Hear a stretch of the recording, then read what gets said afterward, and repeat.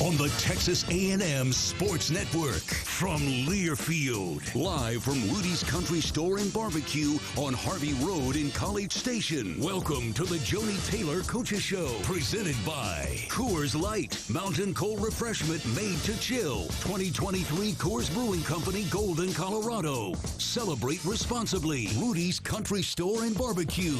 Visit Rudy's.com to find real Texas barbecue near you. And by Twisted Tea, hard iced tea for the 12th man. Please drink responsibly. Now, the Joni Taylor Coaches Show. And hi again, everybody. Welcome out to Rudy's Barbecue. I am Steve Miller, along with the head coach of the Aggies, Joni Taylor. And we are here at the Rudy's Barbecue on Harvey Road in College Station. We're here most every Tuesday nights, but we'll let you know next week we will not be here. So mark that off your calendar if it was on there. We will be on hiatus next week, but then we are here most every Tuesday nights from 6 until 7 o'clock talking A&M women's basketball. And the Aggies are 13-2 overall, 1-1 in the SEC. They have won 11 of their last 12 games. About that. And that streak at home is now at 10. Buckle up, everybody. How about that? That's awesome. That is awesome. We'll take that.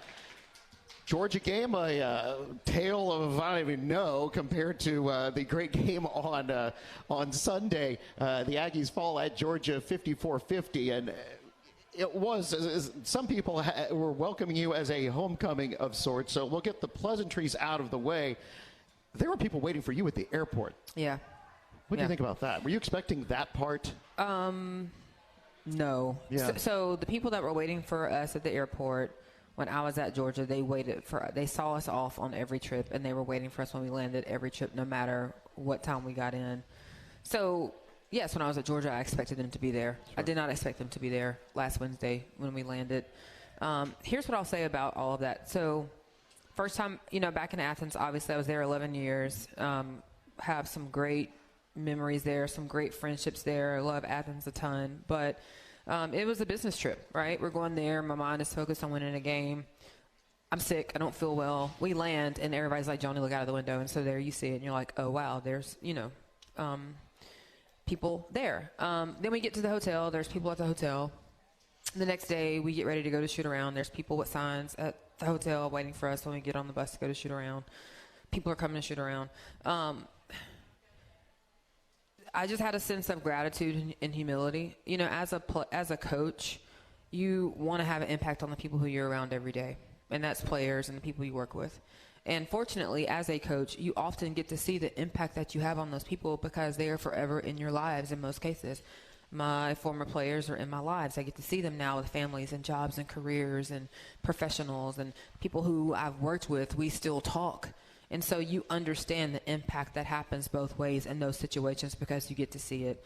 Hardly ever do you get to see it from a fan standpoint, and you really don't know, especially, leaving. You don't know what they think. And so to see that at the airport, at the hotel, and then even when we walked out to the game, just the reception we all got, not just me. I mean, Meredith Mitchell played there, but you talk about who they love. They love Meredith Mitchell, not me, right? Robert was there for 10 years. Chelsea was there for 7. So it wasn't just about me, but it made you feel like, okay, there was an impact in this community, and it was just a level of gratitude and humility that I felt. Because these people supported their team and the people they got to meet as Georgia fans, but to still be out there at night during the day holding signs, some wearing some A&M gear or related gear doesn't happen everywhere. Yeah, it doesn't, and I think that's just, it goes back to who we are as a program. It's about family, it's about culture, it's about community, it's about trying to leave an impact and treat people the right way and have genuine relationships. And I think that was on full display. Do you think your players appreciated that part? I haven't asked them about it. I have no idea. Just wondered. Yeah. You see these people out there, and that's not normal. Right. That's not normal, especially with A&M being such an outpost in the Southeastern Conference. I mean, there was a time where you would go to any of the schools here in Texas, and you'd have this whole plethora of A&M fans. And we do see a lot of A&M fans on the road, but to go back into that situation, definitely impressive. Well, let's talk about that game, though, first. Yeah. The opening moments of this thing, you look up, it's 8-0 and 12-3, I don't know, something like that. What is going through your mind at this point? We look like we did in practice the day before. Yeah. Which was not very good. So I wasn't really shocked at how we started. I tell our team all the time, who you are is who you are. And you can't turn it on and off. And unfortunately, we had a practice on Wednesday where we just kind of took turns, all not doing what we should do. We just did not have a good day. And you can't expect against good teams. And let me be very clear, everybody from 1 through 14 in this league is good, right? I don't care what their record is. I don't care what their roster is. They're good. And if you don't show up to play with a great high level of focus, you're going to get your butt kicked. And that's what happened. And it's interesting, after we played Commerce here on the 31st, we gave up like over 20 points in the first quarter. And I told our team after that game, I said, listen, forget what the final score was. If you give up over 20 points in a quarter, once we start playing SEC, that's hard to overcome. Like, it's just really, really hard to overcome. So even though we, handled our business the second, third, and fourth defensively, that first quarter was really hard, especially when we only score 50 points. In hindsight, you would like to think that if you held a team to 54, you give yourself a great chance to win. That's right. But we turned it over 22 times. That was something we said we could not do, was turn the basketball over. We let Javin Nicholson get off, and we said we couldn't let her have a great day, and she did, because we knew in order for them to win, she had to play well, and she did. And then we weren't locked in to start. Kind of look at some of the shooting. You do. It's a super high scoring first quarter, as you noted, 26-18. You're down 8, but shooting the ball overall in that game, shots just didn't fall.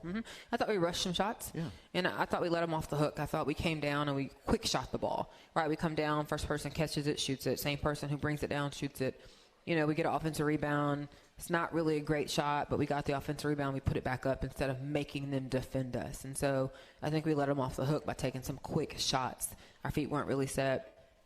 And sometimes the shots, sometimes we don't. But when we realize we're not making those shots, we've got to have a feel for that, pull it out, and get some quality possessions on offense. 7 of 29 from three-point range. That's a lot. That's a lot of threes. Wait, too many. Yeah. Too many. Too many. We are not a team that should take 29 threes a game. Some coaches, when we're talking little dribblers, church leagues, whatever, you go to the court, there's got to be a minimum number of passes. And we don't want to get simplistic here, but is that going through your mind? Is like, I think we need a minimum number of passes. Five passes before you can shoot it. That's right. And you usually see some success at that point, right? But it ends up being pretty close. You end up coming in taking the lead. Right. 50-48, something like that. And things are looking good. It's the fourth quarter. It's on. Here we go. We dug out of that hole and still not shooting the ball well. And we're right where we want to be. Right. On the road. After playing horribly. And I think, so you come down, we're up 2, we get a stop, we come down, we don't score, we get another stop maybe, we come down, don't score, and then they score. And we had some pretty good looks at this point. Like, they were shots that I was pleased with, and the ball just did not go in the hole. And then they came down and they scored, and at that point we're having to foul and send them to the free throw line. We had not fouled a ton that quarter, so I believe we fouled them like 2 or 3 times in order just to get them to the free throw line. Only had 2 fouls at that point. Right. A lot of fouls to give in the final seconds, but don't score the final 5 or 6 minutes is frustrating for everyone. Very much so. And we also didn't offensive rebound the basketball. We got out rebounded that game, as a matter of fact, and that's the first time that's happened in quite a while. So, I just think across the board we weren't who we need to be as a program and a basketball team. Indy Rogers ended up with 18 points and 7 rebounds. She seemed to be creating some things on defense and using that to score at the other end. Yeah, she shot the ball well. At one point when we were struggling to score, I just looked at her and said, you got to be more aggressive because you are scoring, right now. But again, she's someone who can score in ball screen action. She can score in transition. I thought she got downhill a lot in that game, and that helped us some. So she really carried us offensively. At the end, the defense played really well, and you did. You held them to 54 points, and they missed their last 6 shots. It's right there. Yeah, right there, right there. I hope that we are done learning our lessons in a loss, right? And let me be very clear. This league is tough, and there's some games that we're going to play, and we're going to do everything we can, and we still may come out on the short end of the stick. I can live with that. I can go to bed at night being fine with that. when we haven't prepared because there's a lack of focus or intensity in practice, and then that's what shows up the next day in the game, that's not okay. That's not the standard, and it's not acceptable. And we flip the page to Auburn, and a little bit of added pressure for Aisha Coulibaly playing her forward team for the first time. Mm-hmm. Obviously, Janiah had already done that against Georgia, and that put that behind us. But a little added pressure seemed to answer the call. She did. I got asked a few times, had I had a conversation with her, and I was like, no. Like, I'm not going to put anything in her head that may not be in her head, right? Why would I do that? Now, if it looks like in practice she's antsy, or if in the game she looks antsy, then yeah, we'll pull her to the side and have a conversation. But I'm not going to create something that, is not there. And I thought she had a high level of focus. I thought she was dialed in. I thought she played really hard on both sides of the ball, which is who we know her to be. And I was really happy for her. Janiah Barker, who I believe is joining us today, a double-double, another one in that game, 13 and 10, and a couple of steals and a block shot. Big difference from one game to the next there. Yeah, what I'll say, and Janiah and I never had this conversation, but what I'll say about Janiah in the Georgia game is, so when we were watching the Georgia game from last year, we talked about Aaliyah Patty a ton, because Aaliyah Patty scored 3 points in that game but had 11 assists. Mm-hmm. And we talked about how Aaliyah gave herself up. She stepped out on the perimeter because you need somebody who can see over that zone and who is a good passer and can make plays and pass to the right people. And, Janiah and I never, ever had this conversation, but she did that for the majority of the Georgia game. She's the one who stepped out. She made the extra pass. She got herself open. She made the extra pass. And, the only thing that I will say is I think there came a time where she became so passive in passing that she was open a little bit late and was hesitant because she had been a passer all night long. What else stood out to you about the Auburn game? You've had a couple of days to look back at that. I thought our defense was really, really good. We forced them into Plan B, and it was frustrating for them. We were all over the place. I thought we moved well for each other defensively. I thought we moved well for each other offensively. And I thought we made a correction in terms of three-point shot attempts versus getting the ball to the paint. That was something that we talked about, and I thought we did a really good job of attacking the paint, getting to the free throw line, and scoring. Great crowd on hand to welcome the Aggies for the home opener. It was actually the best crowd we've had other than the elementary school game. So great crowd on Sunday. It was also our first Sunday fellowship game. So we are starting to slowly, we'll do it again next year, but invite like 4 or 5 churches to the game on Sunday. Can't invite everybody. But we reached out to 4 or 5 churches on and invited them to that game on Sunday and gave them free tickets. And so that was really cool too. Yeah, having a little later start helps as well. Yes. 3 o'clock start. Yes. We do hope all those folks come back out. Sunday is Tennessee. We'll kind of leapfrog since we're talking about the crowd, and a great crowd for this Sunday, 4 o'clock. The game is on ESPN. Mm-hmm. That'll be a great game. Obviously, excuse me, plenty of time to go to church, grab some food. Come to that game. I believe it's a Maroon Out game as well. Mm-hmm. It's also our Divine 9 game, so we have a lot of different things going on, but we'll need a really good crowd Sunday in Reed. Yeah, Sunday Fun Day, Youth Sunday Fun Day, so you buy 1 adult general admission ticket, bring 4 kids in for free. So we've got all sorts of promotions out there for you to welcome the Vols into Reed Arena. All right, so the Aggies are, again, 13-2, getting ready to take on LSU. That's on this Thursday. We'll talk more about that coming up as the show goes forward. We are going to be joined throughout the show by our sports performance coach, Yolanda Berryhill, also Kylie Marshall, and Janiah Barker. We are jam-packed. We're at Rudy's Barbecue. It's the Joni Taylor Radio Show from Learfield.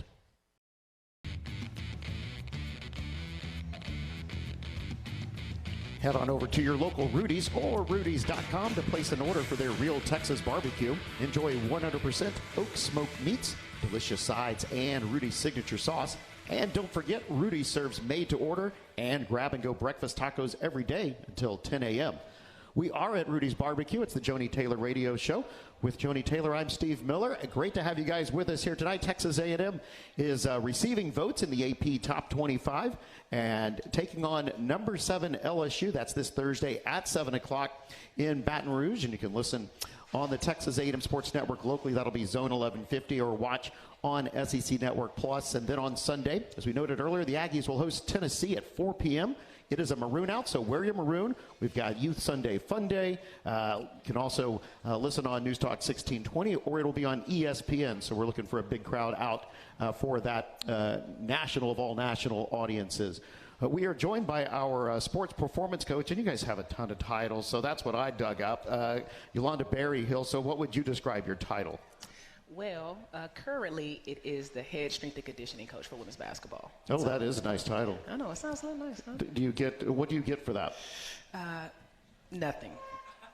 All right, well, that was Yolanda Berryhill, everyone, and you get to spend more time with our athletes than anyone else. Is that accurate? Myself and our athletic trainer, I would say so, yes. So you're there when coaches can't be, and why is that? Well, coaches have their strict timelines as far as when they can be with the kids and able to do different skill work and all of that stuff with them. But when off season rolls around, that is extremely limited. But that's when it's, people can say that's my time to shine. What do you do? What is your goal in the off season? It's one thing I think your off season, in season are likely two different programs. Mm-hmm. Is that fair to say? That is extremely fair to say. How are they different? Off season is the farthest time away from competition, and so that's our time where we build strength, we build force, we build power, we build speed. And I don't have to worry about the travel or the competition behind that. So it is full speed for, if I can total out the weeks from when we're done, whenever we're done, to the first full practice, that can equal out to about 15 to 16 weeks. How many hours a day do you think that is? Ooh, wow. That's a good question, Steve. If we go an hour a day, 4 days a week, and they do their job when they're home by themselves, right? So there's a range there. Uh-huh. 4 times. That's a lot of hours. What's that, about 60? Yeah, that's more than I worked out this last year, I'm afraid. How much collaboration do you have with the nutrition team, or input on what the ladies might dine on? Mm-hmm. I think when we talk about long-term development and getting them to peak performance, everybody is crucial. That's myself, sports science, sports psychology. All of those different parts and different departments matter tremendously. It can be a grueling time. You wake up, you run, you lift, you eat. You expect it to do all of that and maintain a good position in academia. So it can be a grueling measure, and I think everybody has to have their part in that. One of the groups you mentioned there, I think, was sports science, and I'm not sure whose this falls under, so we can blame them or you on this. I don't know. We are measuring our athletes during competition. Whose area is that, and what are we doing? So we do have a sports science department in A&M that a lot of colleges do not have. So very fortunate in that regard. So we do have a PhD fellow that literally analyzes all the data.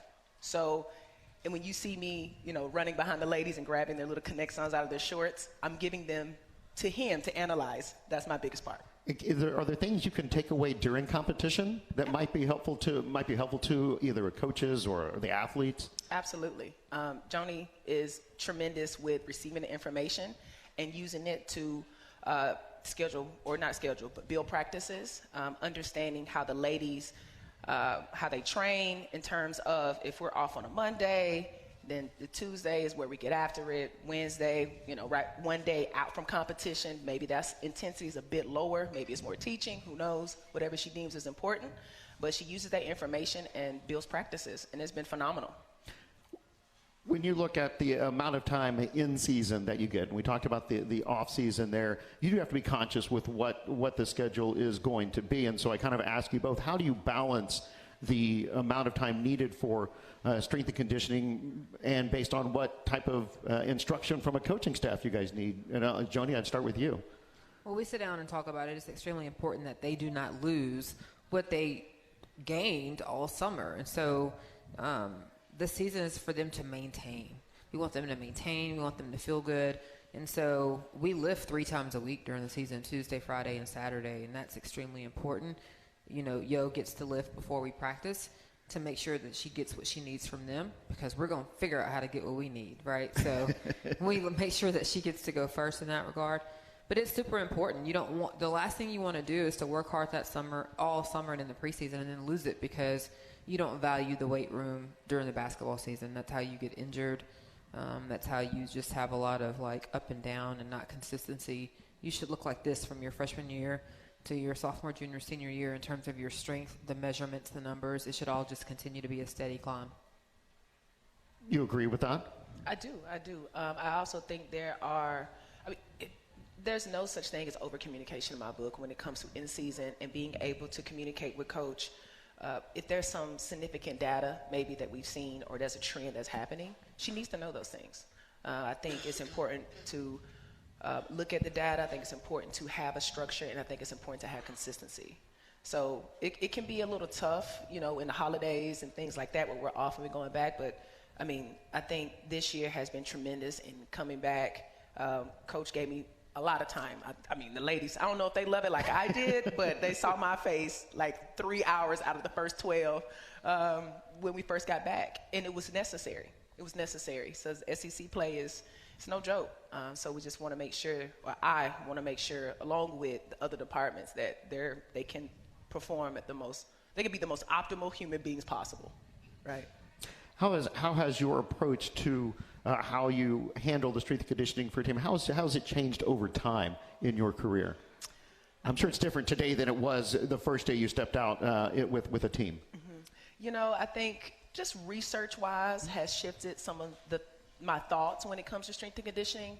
When I first started off, it was all barbell, right? Like, let's squat, let's bench press, let's do some Olympic lifts, hang clean snatches. It was majority, 85% of it was barbell.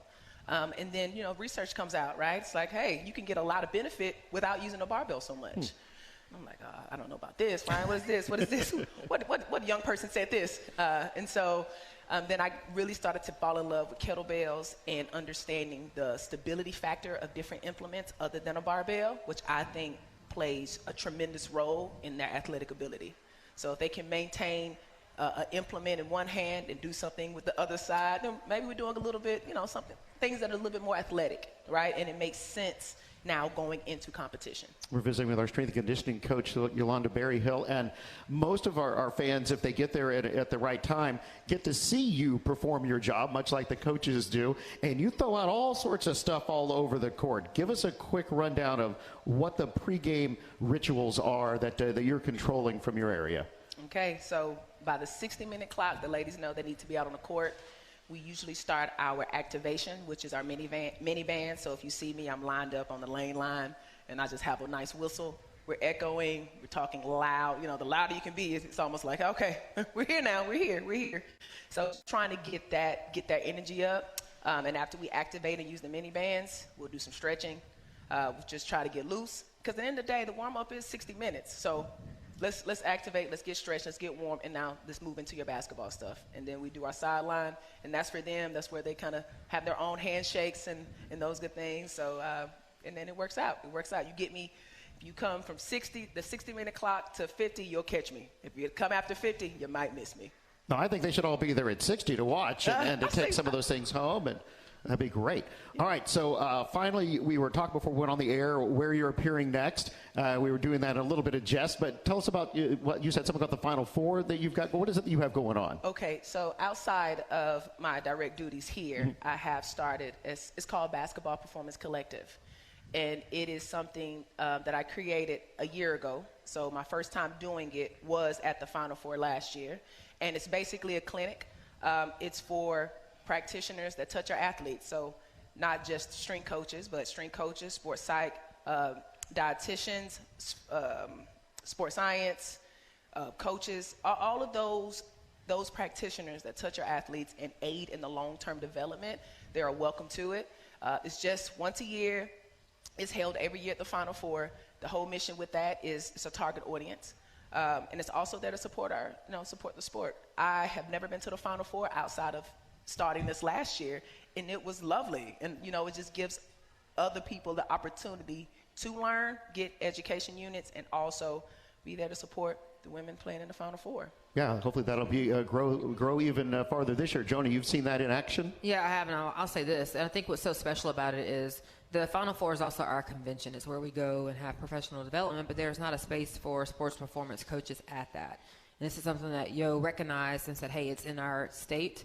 I want to do something about it. And so it was really cool to watch her from start to finish put that program together and then execute it. Congratulations. We'll see how big it gets this year. Yeah. Get your own big, huge convention hall and on the court. Let's go. Let's go big. I would love that. Now, if we make it to the Final Four, I don't know. I may have to. Well, you can have one of your colleagues handle that. Yeah, you're right. You're right. Carve that out. That'd be fine. All right. Thanks. Congratulations on all you're doing. Appreciate it. Everybody, Coach Yo is here with us. Thank you. All right, coming up, we've got Kylie and Janiah coming up. This is the Joni Taylor Radio Show from Learfield. Howdy, Ag. Steve Miller here, inviting y'all to visit Costa Vida Fresh Mexican Grill. It's Baja-style Mexican, made from scratch daily, serving breakfast tacos, lunch, and dinner. It's Aggie-owned and operated in South College Station. We're back at Rudy's Barbecue. It's the Joni Taylor Radio Show with Joni Taylor. I'm Steve Miller. Great to have you with us here tonight. Great crowd on hand, as it is each and every week. We won't be here next week, so you'll have to find something else to do. You can watch the men on TV. It'll be near about the same time that this show would have happened. So we'll be gone next week, and then we'll return the week after. Aggie's getting set to travel to LSU tomorrow, play on Thursday night, 7 o'clock. You can listen here on the A&M Sports Network, locally, Zone 1150, or watch on the SEC Network Plus. And then 4 o'clock Sunday, Tennessee is here at Reed Arena, and hope for a big crowd out for that.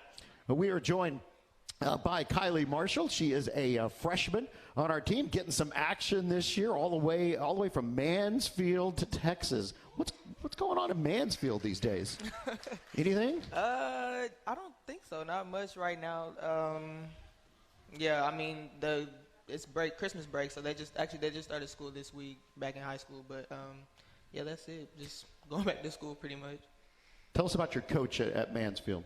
Coach Gray, she was my coach for 4 years. I was a freshman on varsity, so she saw a lot of me, and I would say she's who I think and who I'm grateful for my development for all 4 years over there. So, what type of impact did she have on that development? Just pretty much believing in me and telling me that I can be great, and giving me the right tools and putting me in different positions. Like, she had me starting at point guard freshman year, and then I think the last couple of years I was kind of playing the 2 and 3, so becoming versatile on the court, and just she always prioritized academics as well too. So just being able to keep up my grades and then also being able to perform well on the court is one of her 2 priorities. So she just taught me a lot in those 2 aspects. Was she the coach when you were in, is it junior high or middle school there? She, junior high, I didn't have her. Right, but was she still the varsity coach then? Oh, yes. Yeah, okay. Yes. Mm-hmm. And so hanging out at your games, watching you, already knew it, or she just saw you walk in the hall one day and, Yeah, so she would come. There would be, days where she would come and, lead some of our workouts in middle school. But I also went to the Lake Ridge camp for a couple years, and she always put me, with the higher group just because of how advanced and stuff that I was. And she knew, before I even came to Lake Ridge, she was like, this kid's going to be a star. She's going to be good. She's going to be on varsity when she gets to high school. When's the first time you saw Joni Taylor? The first time I saw Joni Taylor, I'm probably recruiting. Was she watching one of your games? Was she just knock on your door? Did she see you at the mall? No, definitely recruiting. I want to say AAU tournament. Mm-hmm. And I think I saw her in the stands, maybe my high school career, one of my high school games too. But yeah, I don't know if we kind of spoke back then, but I definitely saw her up there in the stands a couple times in my game, AAU in high school. Yeah, I mean, sometimes you're not allowed to have much interaction, exactly. But you can see sometimes they're here, or you maybe get a phone call later, that sort of thing. Exactly. So, what got you to visit Texas A&M? I mean, the coaches, the communication, during my recruiting process, they were very consistent, and so that's kind of something I took pride in. Once I know, during my recruiting process, one of the things that I was looking for was consistent communication and making sure that the school that I was going to wanted me. So they did a pretty good job of that. And so I was like, okay, we're going to move forward with this. And so I took the official in August, and it was great. I knew pretty much from the moment I stepped foot in College Station that this is where I wanted to be. You did? I did. You held out. I don't think so. Like, I truly knew, I had a visit after you guys, and I was like, this is not topping A&M. That's news to me. Wow. All right, so now we've got to dig in here. So this is not this past August. Not this past August. This is August of 22, right? Correct. All right. So you're watching Texas A&M last year, and you've committed, and you can't sign when you committed. So, what signing day were you in the early signing? You did early signing, I think, in November. So yeah. Yeah. Around there, yeah. Yeah. And so were you able to come to some games? I think you were at a couple, if I recall. I don't think I came to any games. I'm really Schedule not sure. didn't align? Yeah, I'm not really sure. But no, if I didn't come to games, me and my mom and my dad were definitely watching on TV. So. And anxious to get here for this season. Mm-hmm. What's that transition been like for you from Mansfield to College Station? It's definitely different just because, any transition to college really is different. Just you learn how to become more independent, learn how to do stuff for yourself. But the resources and stuff that we have at A&M, it just made the transition so much smoother. How do you describe your role on the team this year? This year, I would definitely say I might not be getting a lot of minutes right now, but I'm still bringing energy to the team. I'm still on the bench. I'm probably one of the most hype ones on the bench. I'm always hyped for my teammates. I love seeing them succeed, and so just being there for how I can on and off the court. That energy from the bench is pretty important, right? It is. Mm-hmm. And are you one of the first that leaps out on the court after when a timeout is called by the other team? Definitely. Especially if we get a run going and it's just we're good, we're doing good on defense, we're doing good on offense, and the other team calls a timeout. I'm running out there. Make sure I'm touching all 5 people that just came out, and yeah. You've been getting some opportunities this year on the court. Describe your game for us. I've been called very smooth.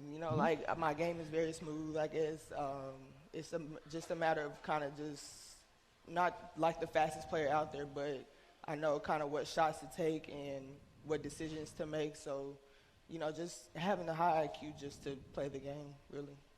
Sounds like it's working out. Yes, it is. All right. Kylie, thanks for joining us tonight. Thank you. All right, Kylie Marshall, everybody. Coming up, we've got Janiah Barker. We're live from Rudy's Barbecue. It's the Joni Taylor Radio Show from Learfield.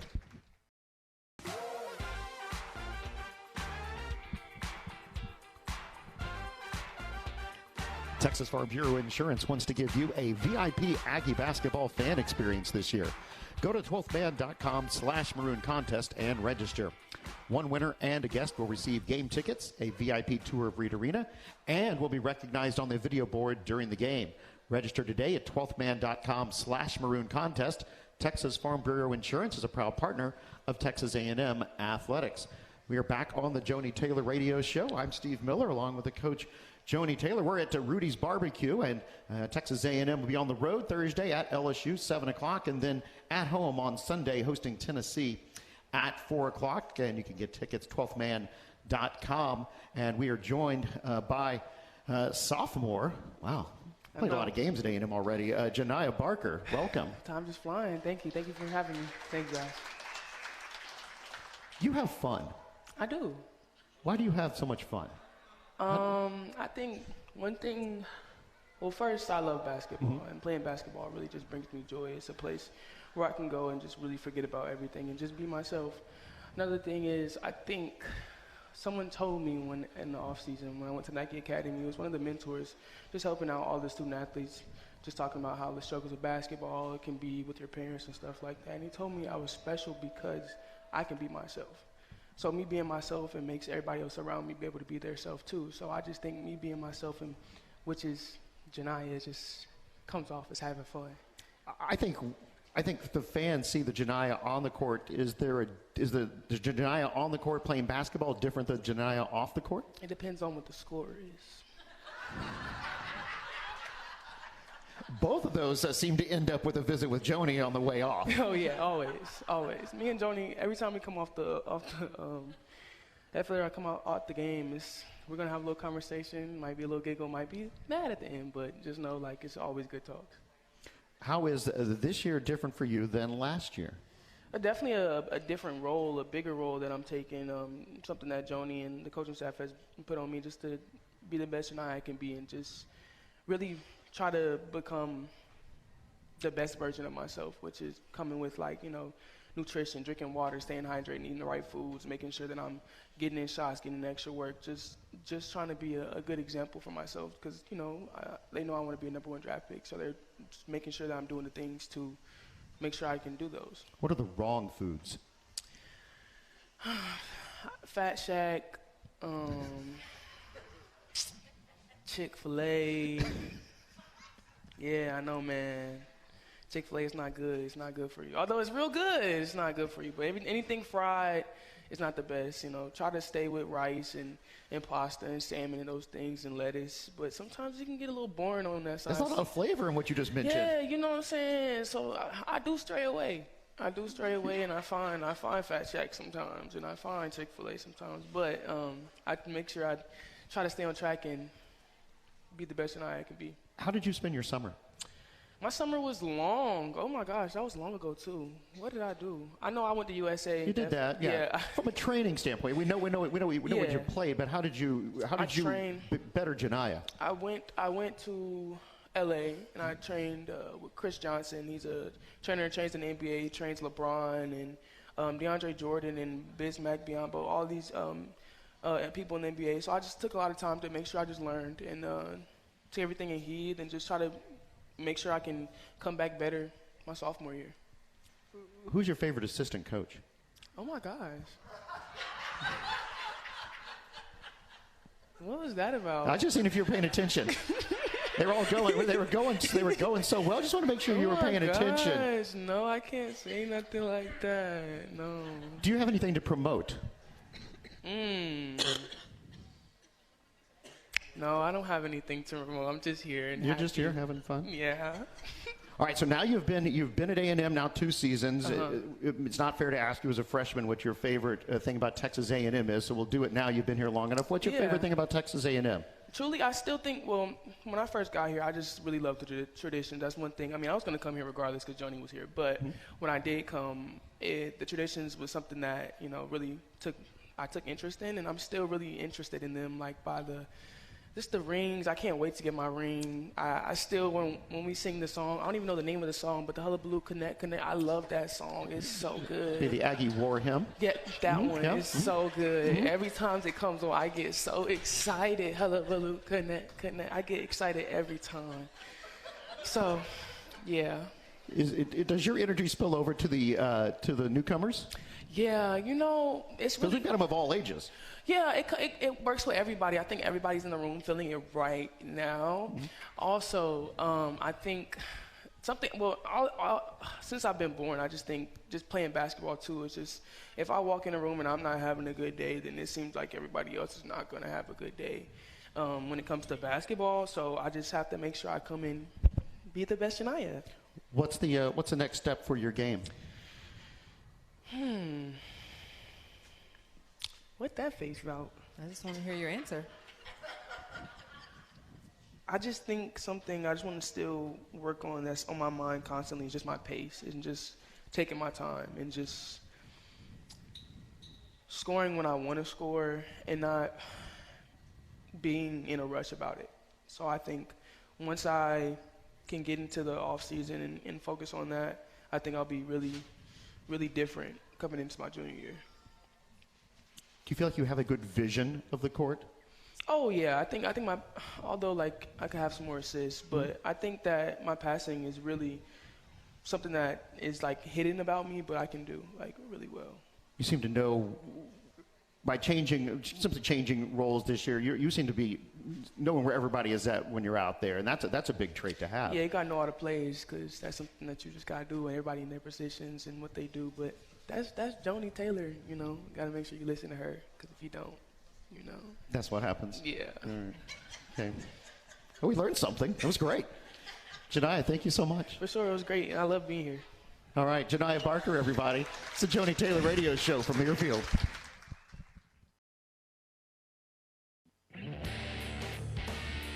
This copyrighted broadcast is an exclusive presentation of Learfield under the broadcasting rights granted by Texas A&M University. Reuse of this presentation is prohibited without the express written consent of Texas A&M University and Learfield. Announcers are provided by Learfield and Texas A&M University. We are back on the Joni Taylor Radio Show with Joni Taylor. I'm Steve Miller. We're at Rudy's Barbecue. Texas A&M headed to LSU. And thoughts on returning to Baton Rouge? Oh, yeah, it's going to be a lot of fun. The show, right, as they call it. I mean, you're defending national champions, number 7 in the country, talented at every position. We're going to have our hands full. They are the number 1 scoring offense in the country, and we are the number 1 scoring defense in the country. So it's going to be 2 bulls locking horns to see, which pace and who can dictate what. Brandon Collins, our media relations director extraordinaire, roaming around here somewhere, dug up a note today that you talk about scoring defense. The average is 48.9. There is not another team in the country that is allowing less than 50 points on average a game. Big credit to your defense. I'm very excited about it. Can you tell? Yeah. It's good. It's good until the next game, right? And then good until the next game and then to the next game.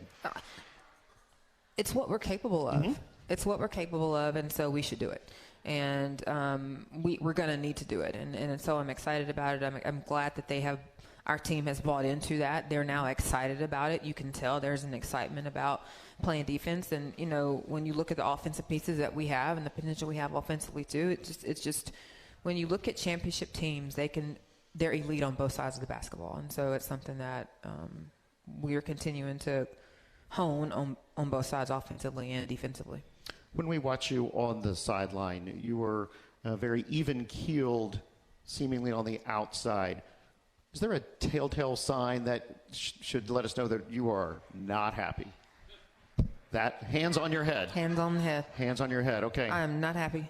Yeah, we've seen people throw. Gary would throw his jacket, or you got other people do all sorts of other antics, but you're always very stoic.